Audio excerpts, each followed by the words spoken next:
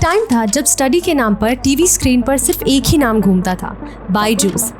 एक ऐसी edtech brand जो पेरेंट्स के लिए सपना थी और स्टूडेंट्स के लिए उनका फ्यूचर। शाहरुख खान और मेसी जैसे सेलिब्रिटीज भी उन्हें एंडोर्स करते थे। इंडियन क्रिकेट टीम के जर्सी पर भी उनका नाम था और हर एड के पीछे एक ही slogan, don't let your child left behind. पर आज हमें यह नाम क्यों नहीं सुनाई देता? तो इसके पीछे रीजंस है कुछ ऐसी फेल्ड मार्केटिंग टेक्निक्स जिसकी वजह से बायजूस की आज ये हालत है। और आज के वीडियो में हम शॉर्ट एंड क्रिस्प उन्हीं मिस्टेक्स को कैटर करेंगे जो बायजूस ने अपने करियर के दौरान करी थी, ताकि हम मार्केटर्स और ब्रांड ओनर ये समझ सके कि मार्केटिंग में कौन सी मिस्टेक्स हमें नहीं करनी चाहिए। तो इस कहानी की शुरुआत 2006 केरला से होती है, जहां बायजू रविंद्रन अपना कैट का एग्जाम क्लियर करते हैं, वो भी एक नहीं दो बार, और वो भी मजे मजे के लिए। क्योंकि जब IIM से इन्हें अपॉर्चुनिटी मिलती है तो वो तब भी वहां नहीं जाते और अपने पुराने जॉब को ही कंटिन्यू करते हैं। पर अपने अंदाज में बेहद खास होने की वजह से इन्हें कुछ बच्चों को पढ़ाने का मौका मिलता है, जहां इन्हें इस बात का एहसास होता है कि इन्हें पढ़ाना काफी पसंद है और अब शायद पूरी जिंदगी ये बच्चों को पढ़ाने में ही बिताएंगे। वो क्लासेस फ्रीमियम मॉडल पे चलाते थे, मतलब पहली क्लास फ्री और अगर अच्छी लगे तो फिर आप पेड क्लासेस भी ले सकते हैं। मजे की बात तो ये है कि ये अपने पढ़ाने के अंदाज में इतने बेहतर थे कि 10 में से कुल 9 बच्चे तो इनके पेड क्लास में इनरोल करते ही थे। उनकी एंटरटेनिंग और ट्रिक से भरे मेथड्स कॉम्प्लेक्स टॉपिक्स को भी बहुत इजीली तरीके से समझा देती थी, जिसकी वजह से वो बच्चों के बीच में काफी ज्यादा फेमस हुए। अब ना ऐप थी न फंडिंग, बस एक पावरफुल प्रोडक्ट और एक पावरफुल ब्रांडिंग। यहाँ हमें ये सीखने को मिलता है कि ब्रांड ट्रस्ट पहले बनाती है, प्रोडक्ट बाद में। 2015 में बायजूस की ऐप लॉन्च होती है, जो कि एक interactive animated virtually rich learning experience था। ये क्लास 4th से 12th के बच्चों के लिए एक वर्चुअल नेटफ्लिक्स ऑफ एजुकेशन बन गया था। लोग इसे काफी ज्यादा एंजॉय करते थे। हालांकि इसके पहले की कहानी भी बहुत दिलचस्प है। ऐप बनने से पहले इन्हें इन्वेस्टमेंट कैसे मिली, ऐप की शुरुआत कैसे हुई, इन्होंने कैसे कॉलेजेस में जाकर के प्रमोशंस करने शुरू किए, लेक्चर्स देना शुरू किया। खैर वो हमारे वीडियो का मुद्दा नहीं है, उसके बारे में हम कभी और बात करेंगे। Coming back to the point, इस टाइम बायजूस अपने पीक पे था। इन्वेस्टर्स लाइन लगाए हुए थे, चांद जुकरबर्ग, टाइगर ग्लोबल, सिकोया, सब। और आखिरकार हो भी क्यों ना, इससे पहले ऑनलाइन एजुकेशन इतनी ज्यादा वायरल भी नहीं थी, ट्रेंड में भी नहीं थी, लोग इतना ज्यादा इन्वेस्ट भी नहीं करते थे अपना टाइम। और इस दौरान बायजूस ने कई सारे कंपनीज भी खरीदे, व्हाइट हेड जूनियर, टॉपर, आकाश इंस्टीट्यूट। और इतना ही नहीं, अभी कोविड आना बाकी था।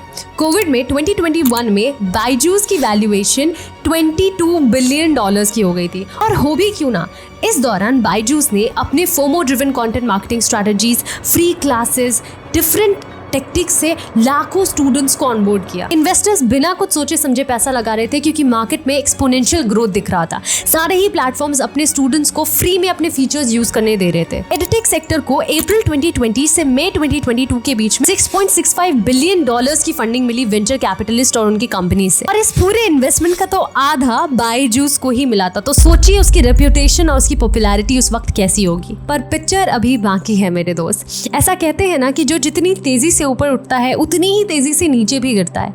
अफसोस कि ये कहावत बायजूस के लिए भी सही साबित हुई। चलिए बात कर लेते हैं कुछ ऐसे फैक्टर्स की जिसने बायजूस की ऐसी हालत कर दी कि आज की डेट में उनपे $1.2 बिलियन का लोन चल रहा है और कई सारे ब्लेम्स और एलिगेशंस भी लगाए गए हैं। तो इनके फेलियर का पहला कारण था हाइपर ग्रोथ का प्रेशर। अभी मैंने थोड़े टाइम पहले आपको बताया कि पेंडेमिक के दौरान बायजूस ने कई सारी कंपनीज में इन्वेस्ट किया।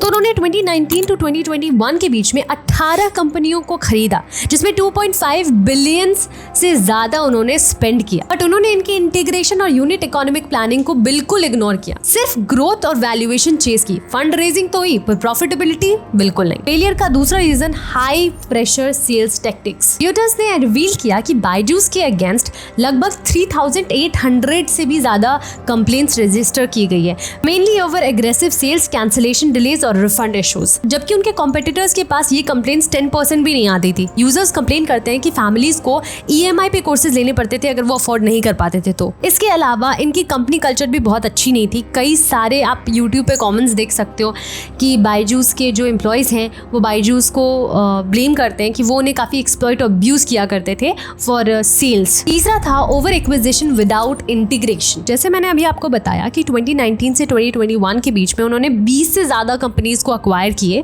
जिसमें White Hat Junior, Tinker, Epic, Aakash institute, Toppers, कई सारी कंपनीज थे। प्रॉब्लम यहाँ ये थी कि इन सारे ही ब्रांड का सिस्टम, वर्क कल्चर और प्रोडक्ट विजन सब कुछ एक दूसरे से बिल्कुल अलग था, लेकिन इनके डाइवर्सिटी को समझा नहीं गया। ये तो ऐसी बात हो गई कि एक ही डब्बे में क्रिकेट, फुटबॉल और बास्केटबॉल के सारा सामान डाल दो और स्ट्रैटेजी मत बताओ, एक ही स्ट्रैटेजी लगाओ और आप बोलो कि हाँ आप जाके खेलो। कौन सी स्ट्रैटेजी किस गेम की है ये नहीं पता। और इसका रिजल्ट क्या रहा कि उन्होंने एपिक ब्रांड को $500 मिलियन में खरीदा था और 2024 में $95 मिलियन में उसको बेचना पड़ा। टिंकर के साथ भी सेम ही ऐसा हुआ, $200 मिलियन में खरीदा था और अब ऐसी हालत है कि 2.2 में बिक रहा है। चौथा आई थिंक सबसे बड़ा रीजन है कि ओवर प्रॉमिसिंग मार्केटिंग में उन्होंने शाहरुख खान को इनरोल किया, मेसी को इनरोल किया, हर जगह उनका नाम था, अपने आप को एक प्रीमियम ब्रांड पोजीशन किया कि वो स्टूडेंट्स का तो उद्धार कर देंगे, बट एक्चुअल प्रैक्टिस में ये बहुत ज़्यादा अलग था।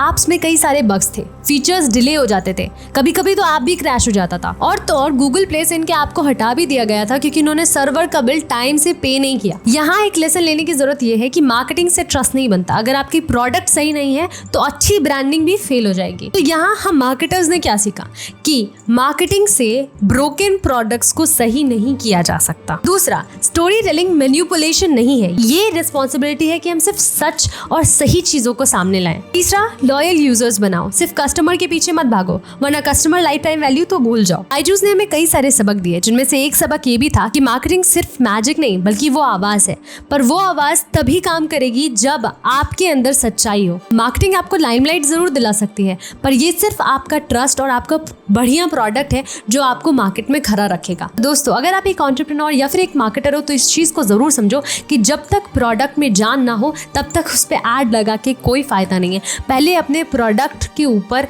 इन्वेस्ट करो, अपने प्रोडक्ट की रियलाइजेशन करो, अपने प्रोडक्ट पर रिसर्च करो और तभी उसे मार्केट में इंट्रोड्यूस करो।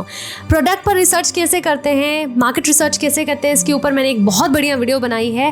प्लीज़ उस वीडियो को ज़रूर देखना और वीडियो को ज़रूर लाइक और शेयर करना अपने फ्रेंड्स के साथ अगर आपको वीडियो अच्छी लगी। अगर आप चाहते हो कि अगला वीडियो मैं आपके दिए हुए टॉपिक पर बनाऊँ तो कॉमेंट में लिख दो।